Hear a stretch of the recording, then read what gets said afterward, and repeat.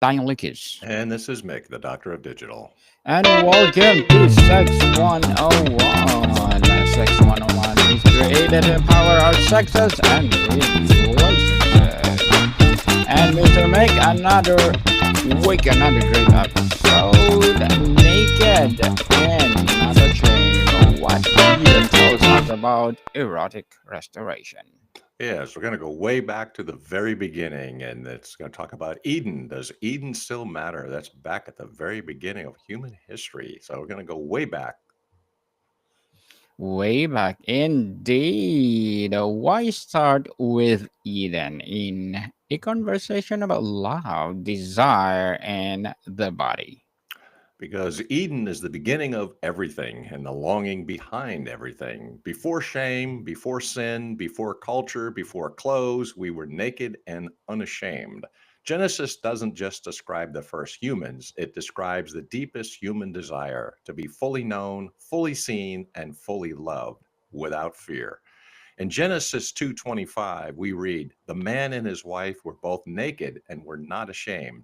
This tiny sentence, so often overlooked, is an entire anthropology, a theology of love, of vulnerability, and what it means to be human. The early church fathers understood this verse as containing the entire mystery of human existence. St. John Chrysostom, writing in the 4th century, saw in this passage not merely a description of innocence, but a revelation of humanity's original dignity. They were naked, he writes, yet more glorious than if they had been clothed with the most precious robes, for they were clad with the glory that comes from above, with the vesture of virtue. Origen, the great 3rd century theologian, pushed even deeper. In his commentary on Genesis, he argues that the nakedness of Eden represents the soul's original transparency to God.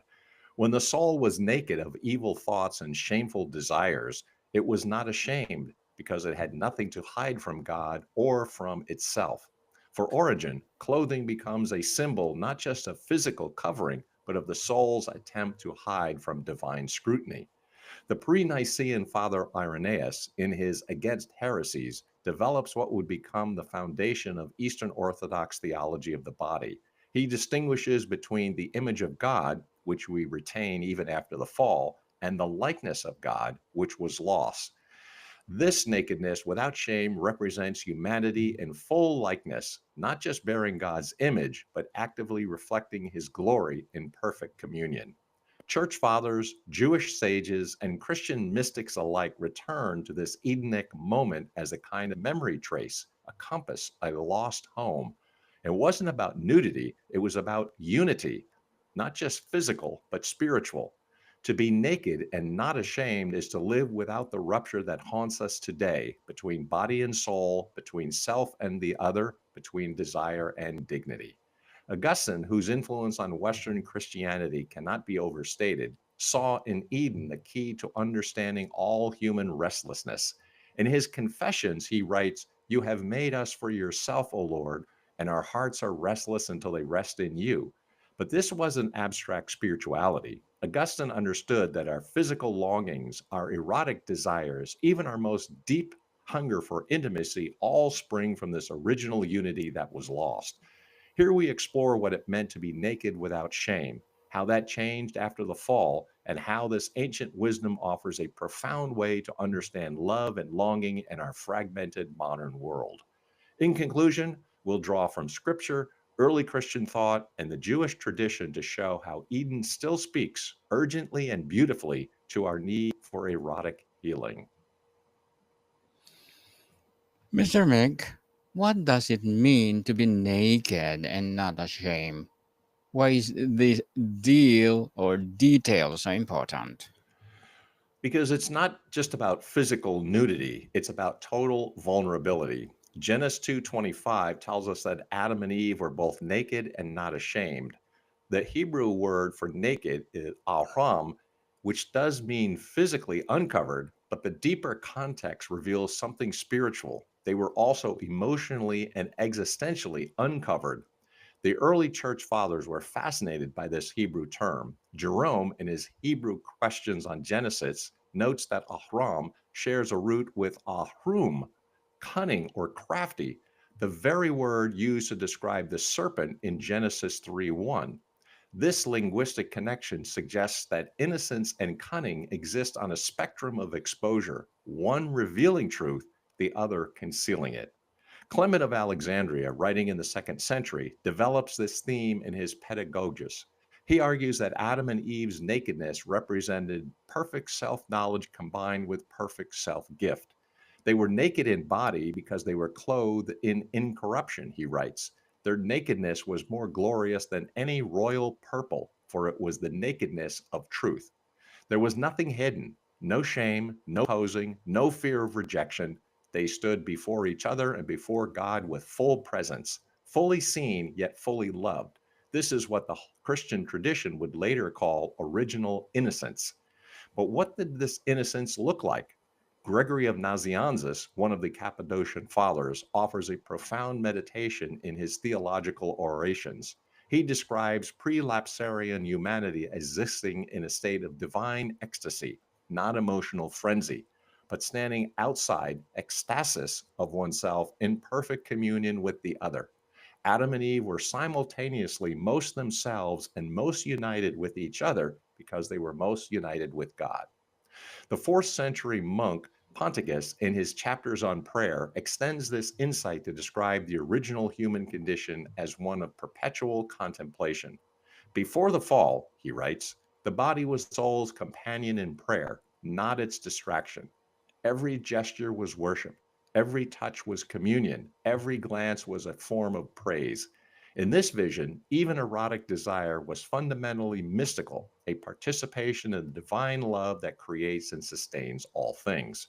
St. John Paul II, in his Theology of the Body, speaks about this as the original experience of the human body, not as an object of lust or manipulation, but as a transparent sign of the person. The body wasn't something to hide, it was a language of communion. The early church fathers, especially Irenaeus and Chrysostom, held that Adam and Eve were clothed in glory or light, a metaphor rooted in Psalm 104, verse 2, which says God wraps himself in light as with a garment. They believed this glory clothed our first parents until sin broke that covering and introduced shame. The theme of luminous clothing finds its most developed expression in the Syrian tradition. Ephraim the Syrian, writing in the 4th century, describes Eden as a place where the body was more radiant than the sun, more transparent than crystal, more fragrant than paradise itself. His hymns on paradise present the pre fall body as participating directly in the divine energies, not as a material object, but as a spiritual reality made visible. Maximus the Confessor, a 7th century theologian and mystic, takes this even further. In his Ambigua, he argues that the original human vocation was to serve as mediator between all the divisions that characterize created existence, sensible and intelligible, earth and heaven, male and female, created and uncreated. The naked body without shame was humanity's original liturgical vestment, how all creation would be offered back to God in conscious gratitude and love. In Eden, desire wasn't selfish, the body wasn't commodified. The man and the woman didn't use each other, they gave themselves to each other. And in that mutual gift, there was no shame, no need to hide. That's the dream we all still carry deep within, to be loved without needing to edit ourselves. The Desert Fathers, those great pioneers of Christian monasticism, understood this intimately. In the sayings of the Desert Fathers, Abba Pullman speaks of the original state as one where the body and soul were united in a single movement toward God, like a dance where partners move together without effort or self consciousness. In conclusion, even in their radical asceticism, these monks were not rejecting the body, but seeking to restore its original dignity. So, Mr. Mix, so what changed after the fall? How do we shame enter the picture? Everything changed with one act of mistrust. When Adam and Eve ate the fruit, they didn't just break a rule, they broke communion with God, with each other, with their bodies. Genesis 3:7 says, then the eyes of both were opened, and they knew that they were naked, and they sewed fig leaves together and made themselves loincloths. Suddenly, They saw their nakedness not as a sign of unity, but as a risk. Vulnerability became dangerous, intimacy became shameful, trust collapsed. The pre Nicene fathers understood this moment as the fundamental rupture of human existence. Origen, in his On First Principles, describes the fall not as a single moment, but as a cosmic catastrophe that affected the very structure of reality. When man turned his face away from God, he writes, all creation turns its face away from man. The harmony that existed between soul and body, between human and nature, between heaven and earth, all was broken in a single act of self will. Irenaeus, in Against Heresies, provides what may be the most psychologically astute analysis of this transformation. He argues that Adam and Eve's shame wasn't primarily about their bodies, but about their souls. They were ashamed because they had become strangers to themselves. In seeking to become like God through disobedience, they had become unlike themselves. Their nakedness suddenly revealed not their glory, but their poverty. John Chrysostom, the golden tongued preacher of Constantinople, captures the existential dimension of this change in his homilies on Genesis. Before the fall, they looked at each other and saw the image of God. After the fall, they looked at each other and saw the possibility of exploitation. What had become a window became a mirror. What had begun as a gift then became a temptation. At that moment, the body, once a symbol of self giving, became something to hide, something to protect from the gaze of the other. Erotic desire, which was originally a call to union, became tangled with lust, fear, and control. The man and woman who once stood unashamed now hid behind fig leaves and excuses. Augustine's analysis in The City of God remains unsurpassed in its insight into this transformation. He distinguishes between libido, disordered desire, and amor, ordered love, arguing that the fall didn't create desire, but corrupted it. Before sin, they desired each other with their whole beings, body, soul, and spirit moving in perfect harmony. After sin, desire became divided against itself, the body pulling against the soul, the will at war with itself. The Christian tradition calls this original sin, but perhaps we can also call it the original rupture. The moment the body ceased to be a transparent sign of the soul and became an object of suspicion. As St. Augustine wrote, the eyes by which they saw each other were now different eyes, eyes of concupiscence, not of innocence. Gregory of Nyssa, Augustine's Eastern contemporary, offers a complementary perspective in his On the Making of Man. He sees the fall as fundamentally a loss of integration. Before sin, man was a little cosmos, a microcosm in which all dimensions of existence, material and spiritual, individual and communal, temporal and eternal, existed in perfect harmony. After sin, man became a battlefield where these dimensions war against each other. The 4th century theologian Didymus the Blind, in his commentary on Genesis, focuses on the tragic irony of the fall. They sought knowledge and gained ignorance. They sought life and found death. They sought to see like God and became blind to their glory. The very faculties that were meant to draw them closer to God became the means of their separation. It's no accident that shame attaches itself to the body. The very place meant for connection becomes the place where we feel most exposed. And this shame is not just sexual, it's existential. It whispers, you're not worthy to be loved as you are. Ponticus, in his analysis of the 8 deadly thoughts, traces all spiritual warfare back to this original shame. In his Practicos, he writes, all the passions are rooted in the soul's attempt to hide from God and from itself. Lust, pride, anger, despair. These are not just moral failings, but symptoms of the deeper wounds, the fear of being truly known. But even here, God doesn't abandon them. Genesis 3:21 says, "The Lord God made garments of skin for Adam and his wife and clothed them." This is not just a practical act, it's a merciful one. God acknowledges their shame but covers it with care, not condemnation. The long arc of redemption begins right there. The Father saw profound theological significance in this divine tailoring. Origen writes, God did not abandon them to their shame, but became the first healer, the first to cover wounds with tenderness rather than condemnation. Chrysostom adds, even in judgment, God shows mercy. Even in exile, God provides protection. The garments of skin are the first gospel, the promise that through, though innocence is lost, love remains. Maximus the Confessor, in his Questions and Doubts, sees in this divine clothing a prefiguration of the incarnation itself. God clothes them as he will one day clothe himself, taking on what is foreign to his nature to heal what has been wounded in ours. In conclusion, the garments of skin are the first hint that God will not leave us naked in our shame. Mr. Mick, how does Jewish thought deepen or challenge the Christian view of this story? It brings nuance. While Christian tradition often emphasizes the fall and the need for redemption, Jewish interpretations, especially in rabbinic and mystical traditions, offer a complementary view of the body, desire, and creation. In the Talmud and Midrash, Eden is not just a story of loss, but also a story of potential. The rabbis often speak of the unity of Adam and Eve as a cosmic harmony, two halves of a single soul yearning for reunion. Sexual union, then, is not a concession to weakness, but a participation in the divine rhythm of creation. The Talmudic tractate Berachot contains a remarkable discussion about the original state of humanity. Rabbi Elazar teaches that Adam was created as an androgynous being, male and female unified in a single form, and that the separation into two distinct beings was itself part of God's plan to create the possibility of reunion through love. The Holy One, blessed be He, created humanity as a single being with two faces, then divided them so that they might find each other again through choice rather than necessity.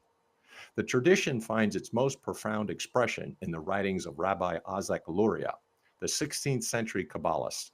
In his doctrine of the tikkun, repair or restoration, Luria teaches that the original unity of Adam and Eve represents the primordial harmony of all existence. Their separation and eventual reunion in love becomes a microcosm of the cosmic process by which all reality, shattered by divine contraction, seeks to return to its original wholeness. The Zohar, the foundational text of Jewish mysticism, develops this theme in extraordinary depth. In its commentary on Genesis, it describes the nakedness of Eden not as the absence of clothing, but as the presence of divine light. Adam and Eve were clothed in the light of the upper world, in garments of divine radiance that made them more beautiful than all the angels. Their nakedness was more glorious than any earthly covering because it revealed rather than concealed their divine nature. The Jewish mystical tradition, especially the Kabbalah, goes even further. In texts like the Zohar, the union of man and woman is seen as a reflection of the union between the divine feminine presence and the Holy One. Human eros becomes the mirror of divine eros. Rabbi Moses Cordovero, a 16th century Kabbalist, articulates this most clearly in his book. He teaches that every act of holy love between husband and wife draws out divine blessing into the world.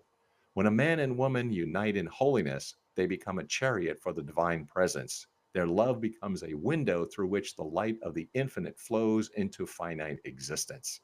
There's a boldness here. Jewish thought is not afraid of the body. It doesn't reduce holiness to celibacy. Instead, it sees erotic love, when rightly ordered, as a sacred fire. As the Song of Songs says, love is strong as death, its flashes are flashes of fire, the very flame of the Lord. The medieval rabbi and philosopher Moses Maimonides, in his Guide for the Perplexed, offers a philosophical framework for understanding this boldness. He argues that the body is not inherently opposed to the soul, but can become its perfect instrument. The wise person does not flee from the body, but sanctifies it, making it a vessel for divine service rather than a barrier to divine knowledge. The Talmudic tradition preserves remarkable teachings about the holiness of marital love. In a tractate, Rabbi Akiva teaches when husband and wife are worthy, the divine presence rests between them. When they are not worthy, fire consumes them. This isn't moralism, but mysticism, the recognition that human love, at its deepest level, participates in the very love by which God sustains the universe. The Bahir, an early Kabbalist text, contains a startling meditation on the relationship between divine creativity and human sexuality. It suggests that God's act of creation itself follows the pattern of erotic union: withdrawal and approach, concealment and revelation, separation and reunion. Human lovers, when they love with holiness, participate in the ongoing creation of the world. This helps balance Christian tendencies to over spiritualize or pathologize desire.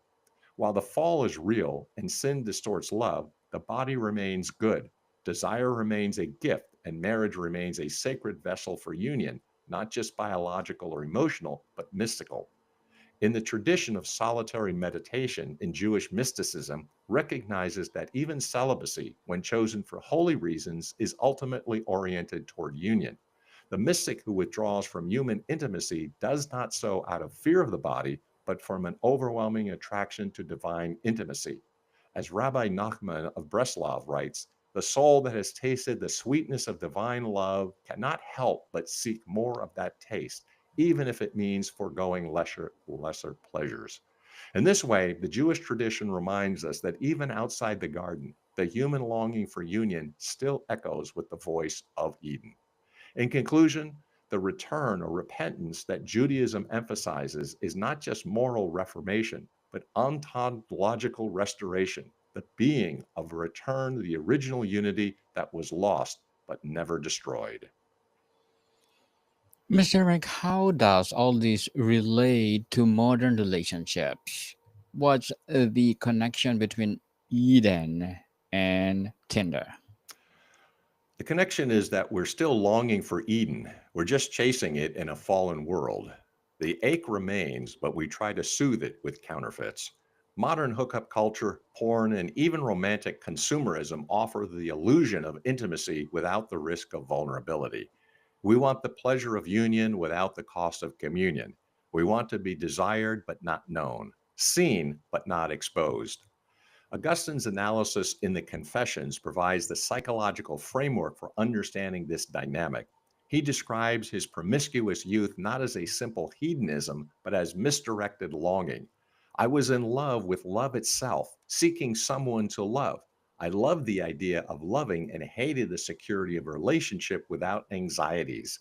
What I needed was not just to love and be loved, but to defile the clear spring of friendship with the mud of lust.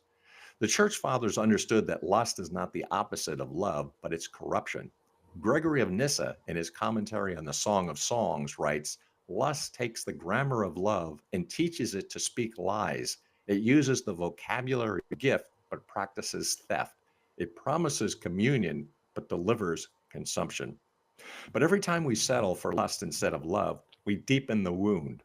Lust promises connection, but delivers isolation. It mimics desire, but evacuates its meaning. It strips the body of its dignity and turns people into products. John Chrysostom's homilies on Matthew contains a remarkably prescient analysis of what we now call sexual commodification. Writing in the 4th century, he observes, when we treat the body as merchandise, we destroy both buyer and seller. The one who purchases reduces themselves to a consumer. The one who sells reduces themselves to a commodity. Neither experiences the dignity of persons created in God's image. The Desert Father Ponticus, in his chapters on prayer, identifies the spiritual root of sexual addiction. The soul that has forgotten its divine origin seeks to fill its emptiness with created things, but no created pleasure can satisfy an appetite made for the uncreated. The more it consumes, the hungrier it becomes. That's not prudishness, it's realism. A world that's saturated with sex but starved for love isn't more liberated, it's more broken. And beneath the noise, most people know it. The 20th century philosopher and theologian Dietrich von Hildebrand, in his In Defense of Purity, analyzes this modern predicament with surgical precision. He argues that the sexual revolution, far from liberating desire, has enslaved it by divorcing it from love, commitment, and transcendence. When sex becomes merely recreational, it ceases to be truly human. It becomes something we do rather than someone we become. We weren't made for consumption, we were made for communion. That's what Eden teaches. And it's why so many people, even after thousands of likes, hookups, or even marriages, still feel alone. The concept of Christian of acedia often translated as sloth, but better understood as spiritual emptiness or the inability to care, provides crucial insight into contemporary sexual malaise. Evagrius describes astheia as the noonday demon that attacks when the soul realizes that no finite pleasure can satisfy its infinite longing. Modern sexual compulsion often masks this deeper despair. Thomas Aquinas, in his Summa Theologica, explains why sexual sin is particularly destructive to the human person.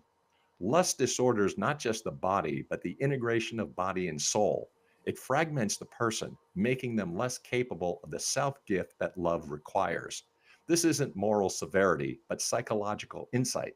Lust makes us less able to love. St. Augustine captured this in a single line: Our hearts are restless until they rest in ye. That restlessness, that ache, it's not just for God in the abstract, it's for union in every form, for a way of being known and loved that reintegrates the fractured self.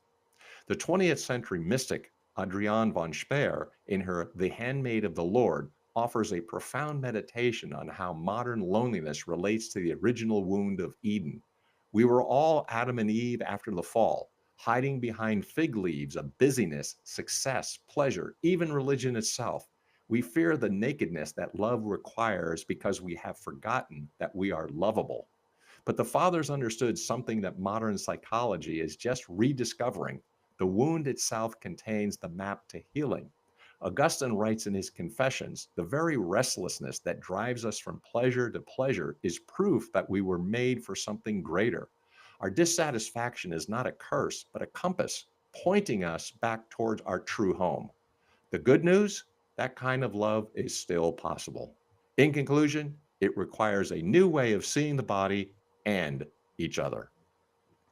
And each other indeed. So, Mr. Mick, can love and desire be redeemed? Or are we doomed to keep repeating the same patterns? Redemption is not only possible, it's the whole point of the gospel. Christ doesn't just save our souls, he restores our humanity. That includes our bodies, our desires, our capacity for love. St. Paul says in Romans 8 that creation itself groans for redemption. That includes the body. And in 1 Corinthians 6, he writes, the body is not meant for immortality, but for the Lord, and the Lord for the body. The body matters. It's not disposable. It's not dirty. It's a temple. The early church fathers understood the incarnation as the definitive answer to the rupture of Eden. Athanasius, in his On the Incarnation, writes, God became human so that humans might become divine. But this deification includes the body. God took on flesh to heal flesh, assumed a body to restore the body's dignity. Irenaeus, in his Against Heresies, develops this theme with remarkable insight. Christ recapitulated in himself all the stages of human existence, from conception to death, in order to heal every dimension of human nature. His virgin birth heals our disordered sexuality. His celibate life shows the possibility of integration. His crucified body demonstrates love's ultimate expression. Christianity is radically incarnational. God didn't rescue us by beaming down ideas, He took on flesh. The incarnation is the reversal of Eden's rupture.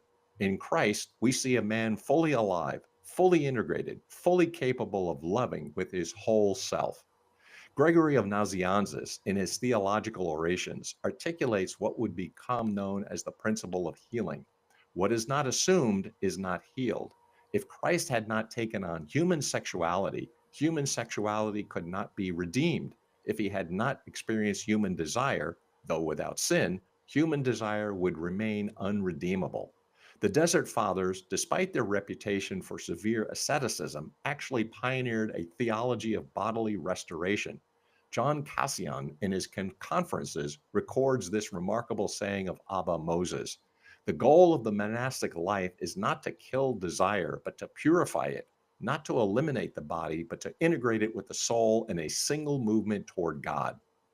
Maximus the Confessor, in his ascetic life, describes the process by which desire is transformed rather than destroyed.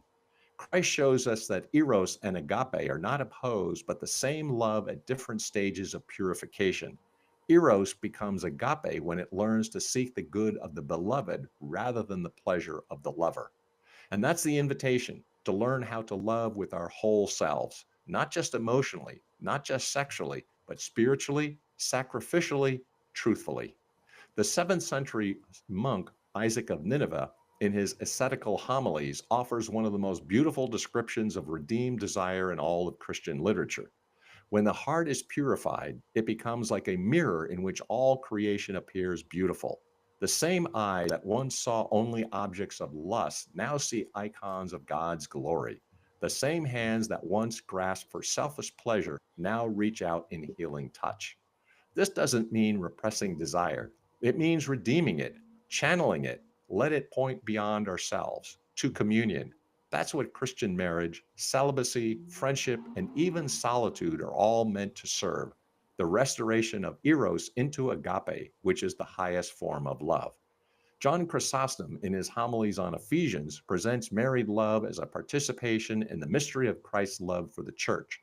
When husband and wife love each other with Christ's love, their bedroom becomes a sanctuary, their embrace becomes worship, their mutual pleasure becomes praise. But redemption includes celibacy as well. The early Christian understanding of virginity, developed by figures like Gregory of Nyssa in his On Virginity, sees celibate love not as a rejection of eros, but as its ultimate purification. The virgin does not flee from love, but loves with such totality that no finite beloved can contain that love. Celibacy is not lovelessness, but love's overflow. Thomas Aquinas, in his A Treatment of the Virtues in the Summa, explains how both marriage and celibacy serve the same end: the integration of desire with love. The married person learns to love one person completely. The celibate person learns to love completely. Both paths, when walked with integrity, lead to the same destination: a heart capable of divine love. The mystics understood this most deeply.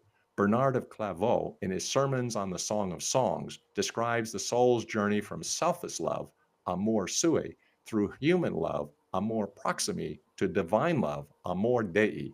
Each stage prepares for the next. Even earthly love, when it is true love, teaches the soul something about the love of God.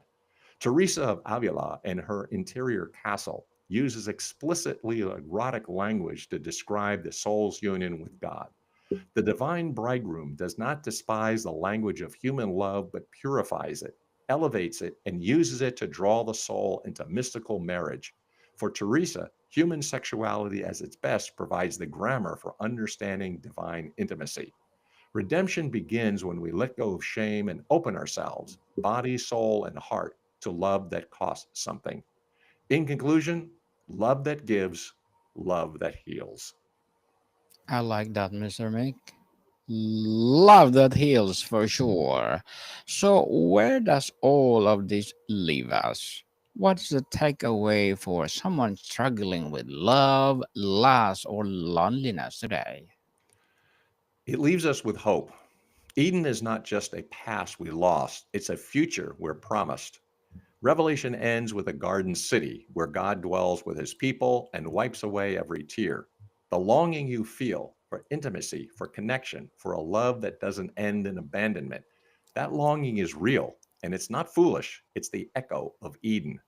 The book of Revelation presents the ultimate restoration not as a return to the original garden, but as a transformation into something even greater: the New Jerusalem, where the tree of life grows and the river of life flows, where the glory of God illuminates everything and there is no more curse. Gregory of Nyssa, in his Life of Moses, describes this end time eschatological vision as the ultimate, the soul's eternal growth into the infinite mystery of God. In the resurrection, our capacity for love will not be diminished, but expanded beyond earthly imagining. The love we learn there, however broken, however partial, is preparation for a love that knows no limits. The Eastern Fathers, particularly in their doctrine of deification, understood that redemption doesn't just restore us to Eden, but elevates us beyond it. Athanasius writes, God became human not just to make us human again, but to make us sharers in the divine nature itself. You were made for love, not the shallow scripted version, but the real thing: a love that sees you, knows you, and calls you good. a love that can redeem even the most broken story. That's what Christ offers, not just forgiveness, but healing, not just a clean slate, but a new heart. Augustine, in his City of God, envisions the resurrection body as the perfect integration of all human capacities. In the resurrection, the body will be spiritual, not because it ceases to be material, but because it will be perfectly responsive to the soul. Every desire will be pure, every touch will be healing, every glance will be worship. Origen, in his commentary on Romans, describes the restoration of all things as the healing of every relationship. In the end, every separation will be healed. The separation between body and soul, between self and other, between creation and creator. The love that began in Eden will be consummated in the New Jerusalem. And it starts now. It's how we see each other, it's how we see the body, in how we relearn trust and tenderness and the courage to be vulnerable again. The contemporary Orthodox theologian John Zizulas, in his Being as Communion, articulates how this vision transforms our present relationships. Every encounter with another person is an opportunity to practice the love of the resurrection. Every act of genuine intimacy is a prefiguration of the communion that awaits us. The Catholic philosopher Jean-Luc Marion, in his The Erotic Phenomenon, argues that human love at its deepest level is always reaching beyond itself toward the infinite.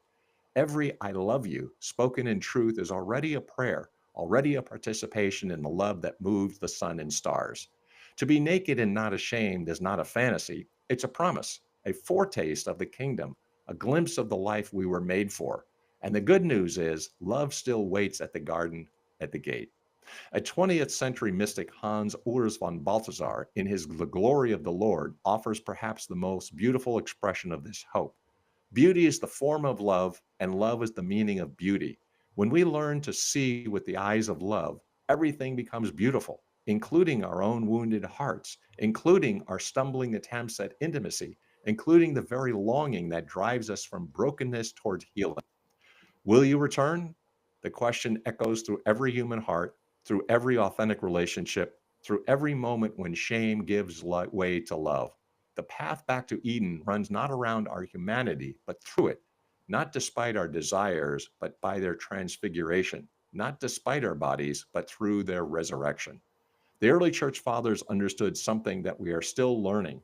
The way back to the garden leads through the cross, but the cross leads to something even greater than the garden, a love that is naked and unashamed because it has nothing left to hide, nothing left to fear, nothing left to lose except the illusion that we were ever truly alone. In conclusion, the longing remains, the invitation stands, love waits at the gate. Very well said, Mr. Meg. Very well said indeed. And people in the world saturated with distorted messages about sexuality, where desire is often reduced to either shameful, secret, or commercialized commodity. This bold work returns to humanity's original story to reclaim a sacred vision of erotic wholeness. Mr. Mink, would you like to plug in something? Sure, if you wouldn't mind, I appreciate it. So connect with me on LinkedIn, GMIC, the Doctor of Digital Smith, PhD, create a valued book in 90 days. Also listen to the Doctor of Digital podcast and pick up a couple volumes on Amazon, Burning America and On Track, Ian Hunter.